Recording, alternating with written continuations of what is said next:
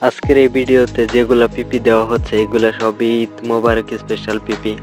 আর Eid special পিপি গুলা দেখতে অনেক সুন্দর আছে, বাট এই পিপি গুলো আগে তৈরি করে রাখা হয়েছিল, তাই আজকে মানে যতগুলো পিপি আগে তৈরি করে রাখা হয়েছিল সেগুলো পিপি আজকে দিয়ে দেওয়া হলো।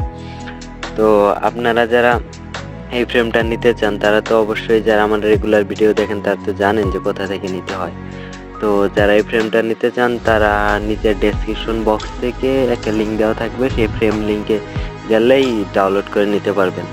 আর এইখান থেকে যদি যাদের কোনো পিক পছন্দ হইলে তারা ভিডিওটা পজ করে স্ক্রিনশট দিয়ে নিয়ে যে কোনো জায়গায় ইউজ করতে পারেন।